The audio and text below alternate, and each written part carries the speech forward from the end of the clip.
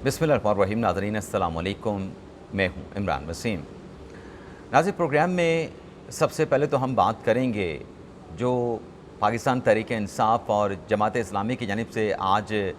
इस्लामाबाद में जो एहतजाज की कॉल दी गई है, इस एहतजाज के हवाले से जुड़वां शहरों के मनाज़र क्या हैं और इसी एहतजाज से जुड़ी जो दीगर अहम डेवलपमेंट्स हुई हैं उनकी डिटेल्स आप नाज़रीन की खिदमत में पेश करेंगे। और इस खबर की तफसीलात के बाद हमारे प्रोग्राम की जो दीगर अहम खबरें हैं, जिनकी हेडलाइन, जिनके टाइटल्स थंबनेल पे आप नाज़रीन ने पढ़े हैं, फिर उनकी तफसीलात भी आप नाज़रीन के साथ शेयर करेंगे। जैसा कि आप जानते हैं कि आज जमात इस्लामी ने महंगाई के ख़िलाफ़, बिजली की कीमतों के ख़िलाफ़ इस्लामाबाद में एहतजाज और धरने का ऐलान कर रखा है। और पाकिस्तान तहरीक इंसाफ़ ने भी कहा है कि वो भी आज नेशनल प्रेस क्लब के सामने एहतजाज करेंगे। लेकिन इस वक्त अगर हम इस्लामाबाद के मनाज़र की बात करें तो इंतज़ामिया की जानिब से जो सड़कें हैं इस्लामाबाद की, या जो रावलपिंडी से इस्लामाबाद आने वाला जो रास्ता है, वहाँ पे कंटेनर्स लगाकर जो है बंद कर दिया गया है। रावलपिंडी में भी कंटेनर्स लगाए गए हैं। रावलपिंडी में भी लोकल जो इंतज़ामिया है उनकी जानिब से रस्तों को कंटेनर लगा के बंद किया गया है। और पुलिस की भारी नफरी, चाहे इस्लामाबाद है चाहे रावलपिंडी है, पुलिस की भारी नफरी को जो है जुड़वां शहरों में तैनात किया गया है। इसी हवाले से आज इस्लामाबाद हाई कोर्ट में जो पाकिस्तान तहरीक इंसाफ़ ने दरख्वास्त दे रखी थी कि आज वो एहतजाज करना चाहते हैं, लेकिन इंतज़ामिया की जानिब से उन्हें एहतजाज करने की इजाज़त नहीं दी जा रही। इस्लामाबाद हाई कोर्ट की जस्टिस समन रिफ़त इम्तियाज़ साहब की जानिब से पाकिस्तान तहरीक इंसाफ़ की दरख्वास्त पर समाअत की गई और समाअत के में एक वक्फ़ा किया गया, ये हुक्म देते हुए कि जो इस्लामाबाद की इंतज़ामिया है वो 2 घंटे के अंदर इस मामले के हवाले से फ़ैसला करे। तो 2 घंटे के बाद जब दोबारा अदालती कार्रवाई का आगाज़ हुआ तो स्टेट कौंसल की जानिब से इस्लामाबाद हाई कोर्ट को यह बताया गया कि इंतज़ामिया की तरफ से चाहे पाकिस्तान तहरीक इंसाफ़ है चाहे जमात इस्लामी है, किसी को भी जलसे की इजाज़त नहीं दी गई। इस हवाले से जितने भी दरख्वास्तें आई थी उन्हें चीफ़ कमिश्नर इस्लामाबाद की जानिब से रद्द कर दिया गया है, मुस्तरद कर दिया गया है। और साथ में स्टेट कौंसल का ये भी कहना था कि इस्लामाबाद में चूँकि सेक्शन 144 का नफाज कर दिया गया है तो इस सूरत में किसी इज्तिमा की इजाज़त नहीं दी जा सकती।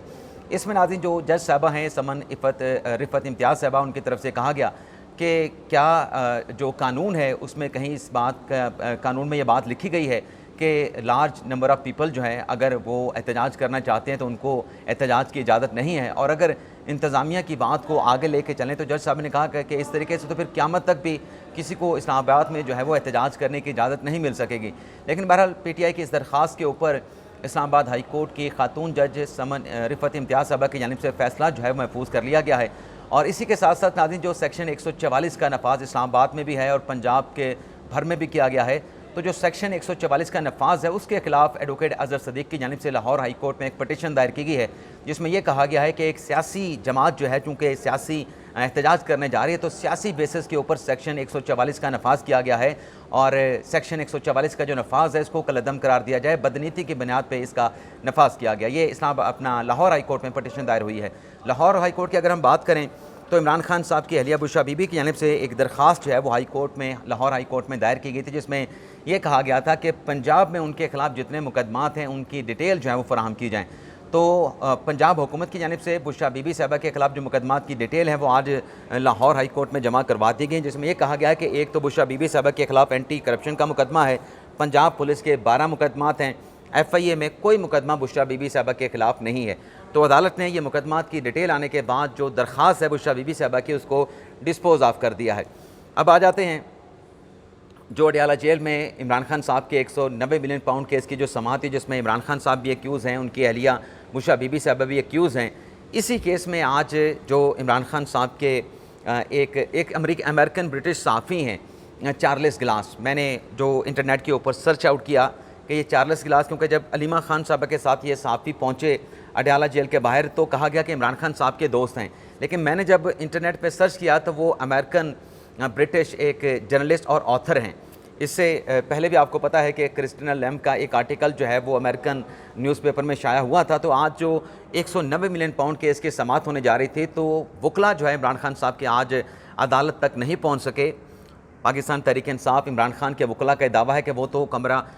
अडयाला जेल के बाहर मौजूद थे, लेकिन उन्हें अंदर जाने की इजाज़त नहीं दी गई। लेकिन बहरहाल जज साहब ने अदालत लगाई और जब जज साहब की जानिब से अदालत लगाई गई तो पूछा गया कि वकला किधर हैं, तो बताया गया कि वकला नहीं है, लेकिन जो खालिद यूसुफ चौधरी हैं, इमरान खान साहब के लीगल टीम के मावन वकील हैं, जूनियर वकील हैं, उनकी तरफ से जज साहब को बताया गया कि वकला कुछ ही देर में पहुंच जाएंगे। 10 बजे अदालती कार्रवाई का आगाज़ हुआ था, तो फिर 11 बजे तक इंतज़ार किया गया और 11 बजे के बाद फिर ये जो केस की समात है 190 मिलियन पाउंड केस के, इसे 23 जुलाई तक जो है वो मुलतवी कर दिया गया है। लेकिन अलीमा खान साहबा इमरान खान साहब की हमशीरा हैं, जो कि आज पहुंची थी साफ़ी अमेरिकन साफ़ी चार्ल्स गिलास को अपने साथ लेके कि उनकी भी इमरान खान साहब से मुलाकात करवाई जाए। जब वो अडयाला जेल पे पहुंची तो हुकाम को बताया गया कि ये जो गोरा है ये इमरान खान साहब का दोस्त है। तो फिर जेल हुकाम की जानिब से पता किया गया उनके बारे में, उनसे कुछ सवालात पूछे गए तो पता चला कि ये इमरान खान साहब के दोस्त तो चले होंगे या नहीं होंगे, लेकिन ये पेशे के एतबार से साफ़ी भी हैं। तो इंतज़ामिया की जानिब से, जेल हुकाम की जानिब से कहा गया कि ये जो आज समात होने जा रही है इसमें इनका नाम नहीं है, जिन लोगों ने अंदर जाना है आज की समात में उसमें इनका नाम नहीं है। तो उस अमेरिकन साफ़ी चार्ल्स गिलास को जो है वो फिर अडयाला जेल का जो गेट नंबर 5 है वहाँ से वापस भिजवा दिया गया, क्योंकि उनके नाम की अप्रूवल नहीं थी, उन्हें अंदर जाने की इजाज़त नहीं थी। तो वो आज ये मुलाकात जो है वो नहीं हो सकी। अगर नाज़िम मुलाकात हो जाती तो इस बात का इम्कान था कि जैसे क्रिस्टीना लेम, वो भी फ़ॉरेन जर्नलिस्ट हैं,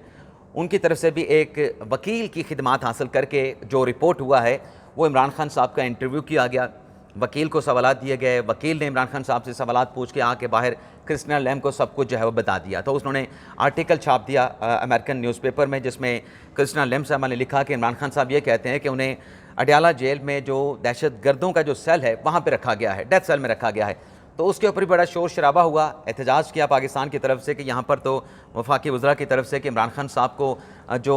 सहूलियात वहाँ पे तमाम सहूलियात दी जा रही हैं जो कि माजी में इमरान खान साहब ने अपने सियासी मुखालफिन को नहीं दी थी, उनको निशाना बनाया था। लेकिन यहाँ पे तो इमरान खान को कोर्ट ऑर्डर्स पे ढेर सारी सहूलियात मैसर हैं। यहाँ पर उनके लिए वॉक के लिए भी जगह बनाई गई है, 4-5 सेल जो इमरान खान साहब के अतराफ़ में हैं वो भी जो है वो इमरान खान साहब के सेल के साथ उसको जो है वो जोड़ दिया गया है, मिला दिया गया है। एक्सरसाइज की मशीन इमरान खान साहब के पास है, अखबारात उनको मिलते हैं, मैगज़ीन उनको मिलते हैं, किताबें उनको मैसर हैं, और जो खाना वो खाना चाहें वो भी ऑर्डर पे उनको तैयार करके दिया जाता है। इसके बावजूद भी अगर इस किस्म की ख़बरें लगनी हैं तो ये अफसोसनाक है। तो ग़लबन इसी पस मंज़र की रोशनी में कि इस तरीके से लोग अंदर अडयाला जेल में जाते हैं और फिर आके अपनी मन मर्ज़ी से या जो खान साहब उनको कहते हैं उसको उसी तरीके से रिपोर्ट कर दिया जाता है और इन्वेस्टिगेट नहीं किया जाता कि जो खान साहब ने कहा है कि उनको बड़े छोटे से सेल में रखा गया है, दहशतगर्दों के सेल में रखा गया है, डेथ सेल में रखा गया है, उसकी तफ्तीश नहीं करते, जैसे बताते हैं वैसे उस चीज़ को छाप देते हैं। तो ग़लबन इसी वजह से एक वजह तो ये हो सकती है, दूसरी वजह जो अपेरेंट है वो ये है कि उनका नाम जो लिस्ट होती है इमरान खान साहब के साथ मुलाकात करने वालों की, जो अंदर जाके उसके इसकी समात को सुन सकते हैं, जिसमें साफ़ियों की लिस्ट भी है, उसमें उनका नाम नहीं था। तो इस तरीके से चार्ल्स गिलास को जो है वो इस समात में जाने की इजाज़त ना मिल सकी। अलबत्ता इस समात के बाद जो अलीमा खान साहबा हैं उनके स्टेटमेंट ने एक ख़तरे की घंटी PTI के कारकुनान के लिए ज़रूर बजा दी है। कल जैसे उमर अयूब साहब मुलाकात करके आए थे, PTI के दीगर लोग मुलाकात करके आए थे और बाहर आके उमर अयूब साहब ने मीडिया के साथ गुफ्तगू करते हुए ये कहा था कि इमरान खान साहब ने आर्मी चीफ को पैगाम दिया है कि हम आपके साथ झगड़ा नहीं चाहते, हम आपके साथ कोई तनाज़ा नहीं चाहते, हमें अगर आपके साथ कोई लड़वाना चाहते हैं तो वो पाकिस्तान पीपल्स पार्टी और नून लीग वाले हैं। आज अलीमा खान साहब ने भी यही बात की बाहर आके कि इमरान खान साहब ने कहा है कि ये जो पीपल्स पार्टी है, नून लीग है, ये फ़ौज और पाकिस्तान तहरीक इंसाफ को आमने सामने लाना चाहते हैं, एक दूसरे से लड़वाना चाहते हैं। और फिर अलीमा खान साहब ने यह भी कहा कि इमरान खान साहब ने अंदर से पैगाम दिया है कि फ़ौज न्यूट्रल हो जाए। और फिर उन्होंने ये भी कहा कि जो 9 मई का वाक़या हुआ इस पर इमरान खान साहब कहते हैं कि ये बेबुनियाद केसेस हैं, इसका कोई वजूद नहीं, इसका कोई जवाज़ नहीं। और फिर जो आखिरी बात उन्होंने की कि इमरान खान साहब ये कहते हैं कि जो CCTV फुटेज चुरा ली गई है, छुपा ली गई है, उस CCTV फुटेज से निशानदही करके जो भी ज़िम्मेदारान हैं उनकी निशानदही की जाए। यानी अब जब वो CCTV फुटेज हो या कि आम सोशल मीडिया पे पड़ी जो फुटेजेस है उसका जायज़ा लें तो उसमें तो PTI के वर्कर आपको अक्सरियत में नज़र आएंगे, बल्कि इमरान खान साहब के अपने भांजे भी नज़र आते हैं, PTI की क़यादत नज़र आती है। तो बज़ाहिर ऐसा लगता है कि अब ये बयानिया तो लिया जाता है कि हम माफ़ी नहीं मांगेंगे, हमने कुछ नहीं किया, हमने एहतजाज की कॉल दी थी, लेकिन ये फॉल्स फ्लैग ऑपरेशन हमारे खिलाफ हुआ है। लेकिन अब ये बात आके कहना, इस नैरेटिव पे दोबारा से पाकिस्तान तहरीक इंसाफ का वापस आना कि निशानदेही करके जो ज़िम्मेदारान हैं, जिन्होंने GHQ पे अटैक किया है, जिन्होंने कोर कमांडर के घर को जलाया है, बाकी मिलिट्री तनसीबात में मुल्क भर में अटैक किया है, उनको नुकसान पहुँचाया है, तोड़ फोड़ की है, आप वीडियोज़ के ज़रिए उनकी निशानदेही करके उनको ज़रूर सज़ाएँ दें। तो वो कौन लोग हैं? अगर उनको सज़ाएँ देने का सिर्फ फैसला होता है, वो भी PTI के हैं। लेकिन यहाँ पे एस्टेब्लिशमेंट ये कहती है कि इसमें पूरा एक मंसूबा है। ये इमरान खान साहब की तरफ से कॉल दी गई थी, प्लान कि आप GHQ पे और मिलिट्री तनसीबात में मुल्क भर में जाके एहतजाज, जलाओ गिराओ, तोड़ फोड़ वहाँ पे करेंगे। ये इमरान खान साहब का मंसूबा था। जैसे कि अभी चंद रोज़ पहले अडियाला जेल में ही साफ़ियों के साथ गुफ्तगू करते हुए इमरान खान साहब ने कहा था, एतराफ़ किया था, जो कि ख़बर छपी कि इमरान खान साहब ने कहा था कि मैंने ये कॉल दी थी कि आप मेरी गिरफ़्तारी के ऊपर जो मिलिट्री तनसीबात हैं, GHQ हैं, अब वहाँ पे जाके एहतजाज करेंगे। अच्छा, इसके ऊपर असद कैसर साहब की तरफ से और फवाद चौधरी की तरफ से कहा गया कि इमरान खान साहब ने ऐसा कोई स्टेटमेंट नहीं दिया और साफ़ियों की जो ख़बरें थी उनकी तरदीद कर दी गई। लेकिन पाकिस्तान तहरीक इंसाफ के अपने रहनुमा, पाकिस्तान तहरीक इंसाफ के जो वकील रहनुमा हैं सलमान अकरम साहब, कल उन्होंने फिर इस बात की तस्दीक की है कि जब जुडिशल कम्प्लेक्स में तोड़ फोड़ का वाक़या पेश आया 18 मार्च को, उसके बाद ये फैसला ज़मान पार्क में पार्टी मीटिंग में किया गया था कि अगर दोबारा इस तरीके से होता है तो फिर एहतजाज वहीं पे किया जाएगा जिसकी तरफ से ये सब कुछ किया जाता है। तो फिर जिस प्रोग्राम में वो बैठे थे सलमान अकरम साहब, उनसे ये पूछा गया कि साफ़ियों ने तो अडियाला जेल से ये रिपोर्ट किया कि इमरान खान साहब ने कहा कि मैंने कॉल दी थी कि GHQ के सामने हम एहतजाज करेंगे, तो क्या साफ़ियों की इस खबर के साथ आप इत्तफाक करते हैं? तो सलमान अकरम ने कहा कि बिल्कुल, साफ़ियों ने जो रिपोर्ट किया है कि इमरान खान साहब ने कहा था कि GHQ के सामने जाके एहतजाज करेंगे, ये साफ़ियों की इस खबर के साथ मैं इत्तफाक करता हूँ। अब नाज़रीन, बेशक इस बात की पिछले 2 दिन से बड़ी कोशिशों में मसरूफ़ थी पाकिस्तान तहरीक इंसाफ की क़यादत के खान साहब ने ऐसी बात नहीं की, खान साहब ने ऐसा एतराफ़ नहीं किया है, लेकिन सलमान अकरम साहब ने, PTI के अपने रहनुमा ने, वकील रहनुमा ने, वो समझते हैं कि उनके स्टेटमेंट की इंटेंसिटी क्या हो सकती है, लेकिन उन्होंने कहा है कि रिपोर्टर्स की खबर बिल्कुल दुरुस्त है, वो रिपोर्टर की खबर के साथ इत्तफाक करते हैं। पार्टी सतह पर फैसला हुआ था, तहरीक इंसाफ इमरान खान का फैसला था कि हम जब एहतजाज करेंगे तो फिर हम GHQ के सामने और मिलिट्री जो प्रेमिसेस हैं उनके सामने जाके करेंगे। अभी एतराफ़ इमरान खान साहब को फ़ायदा पहुंचाएगा, नुकसान पहुंचाएगा, इसका जो फ़ैसला है वो आप देखने वाले नाजरीन कर सकते हैं, क्योंकि इस्टेब्लिशमेंट का ये कहना कि जब इमरान खान साहब के कहने पे किया गया है तो ये एहतजाज में इमरान खान साहब मनसूबा साज हैं। आप देखें ना, ISPR के एंड से क्या स्टेटमेंट सामने आता है कि जो 9 मई के मनसूबा साज हैं, जो 9 मई के जो है वो एग्जीक्यूटर हैं, जो 9 मई के जो है वो प्लानर्स हैं, उनके खिलाफ एक्शन होना चाहिए, उनको कानून के कटहरे में लाया जाए। तो फिर ये बात किसी ना किसी तरीके से, वो कहते हैं कि खुरा फिर इमरान खान साहब तक भी जा पहुंचता है। अब देखते हैं इस मामले पर फर्दर क्या होता है। इसके अलावा नाजरीन, जो अगली खबर है नाजरीन, वो ये है इलेक्शन तरमीमी एक्ट के हवाले से और इस्लामाबाद के 3 हलकों के हवाले से जो इलेक्शन ट्रिब्यूनल तश्कील दिया गया जस्टिस जहांगीरी साहब की सरबराही में, उस हवाले से नाज़रीन आज चीफ जस्टिस आमिर फ़ारूक साहब ने बड़े अहम केस की समाअत की है और मुकदमे की कार्रवाई को पीर तक यानी अगले हफ्ते तक मुलतवी कर दिया है। आज जब नाज़रीन इस केस में अदालती कार्रवाई का आगाज़ हुआ तो एडिशनल अटॉर्नी जनरल की जानिब से यह दलाल दिया गया कि इलेक्शन कमीशन चीफ जस्टिस की मुतलका चीफ जस्टिस की मशावरत के साथ जो है जुडिशल अपना इलेक्शन ट्रिब्यूनल की तैनाती कर सकता है और ये अख्तियार इलेक्शन कमीशन ऑफ पाकिस्तान का है और ये अख्तियार इलेक्शन कमीशन से नहीं लिया जा सकता। एडिशनल अटॉर्नी जनरल ने कहा कि कमीशन ने चीफ जस्टिस के साथ मुशावरत करके इलेक्शन ट्रिब्यूनल की तश्कील करनी है और फिर उन्होंने ये भी कहा कि एक मरतबा जब ट्रिब्यूनल तश्कील पा जाए तो उसके बाद अगर ट्रिब्यूनल में तब्दीली होती है यानी एक ट्रिब्यूनल से केस लेके दूसरे ट्रिब्यूनल को दे दिया जाता है तो फिर इस बार जब आपने ट्रिब्यूनल को तब्दील करना है, एक से दूसरे ट्रिब्यूनल में जाना है, इसके लिए चीफ जस्टिस के साथ मुशावरत करने की कोई ज़रूरत या कानूनी या आइनी तकाजा नहीं है। इस पर नाज़रीन आमिर फ़ारूक साहब ने कहा कि आप ये कह रहे हैं कि 2 जजेस अगर मुकर्रर कर दिए गए तो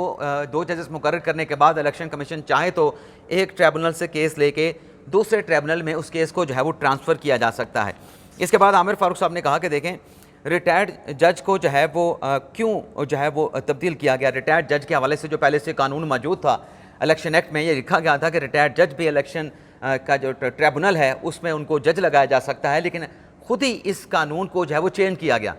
कि रिटायर्ड जज नहीं बल्कि हाजिर सर्विस जजेस लगेंगे। तो पहले ये शिक जो है वो रिटायर्ड जजेस की इलेक्शन एक्ट से निकाल दी गई और फिर कुछ ही अरसा गुजरा दोबारा से ये शिक जो है कि रिटायर्ड जजेस भी इलेक्शन ट्रिब्यूनल में लग सकते हैं, इसको कानून में शामिल कर लिया गया। तो इसको क्या कहा जाए।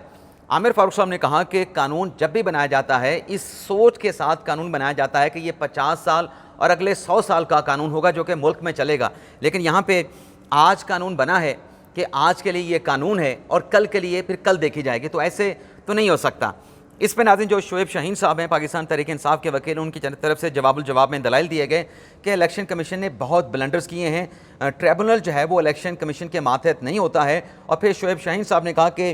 3 जून को जो मुस्लिम लीग नवाज़ के उम्मीदवारान हैं उनकी तरफ से इलेक्शन कमीशन में दरख्वास्त दायर की गई, जिसे इलेक्शन कमीशन की जानिब से अगले रोज़ यानी 4 जून 2024 को ही समाअत के लिए मुकर्रर कर दिया गया। और जो फैसला किया गया इलेक्शन इस्लामाबाद के इलेक्शन ट्रिब्यूनल की तब्दीली का, वो दिया इलेक्शन कमीशन ने 10 जून को। लेकिन जो नया ट्रिब्यूनल है वो इलेक्शन कमीशन की जानिब से 7 जून को ही उसका नोटिफिकेशन जारी कर दिया गया। शोएब शाहीन साहब ने कहा कि इससे तो ये पता चलता है कि 10 जून को फैसला देने से पहले ही इलेक्शन कमीशन को पता था कि हमने क्या फ़ैसला देना है, तो उसने 10 जून को अपना ट्रिब्यूनल की तब्दीली के हवाले से फैसला देने से पहले ही नए ट्रिब्यूनल का नोटिफिकेशन जो है वो इलेक्शन कमीशन की जानिब से जो है वो जारी कर दिया गया था। आमिर फारूक साहब ने कहा कि ये जो तासुब का इल्ज़ाम जो है वो जो लगाया गया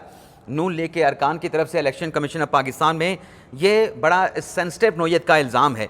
इस पे जो है इलेक्शन कमीशन ऑफ पाकिस्तान को जो है वो पाकिस्तान तहरीक इंसाफ के जो अपने जो वकला थे इलेक्शन कमीशन के सामने, उनको सुनना चाहिए था।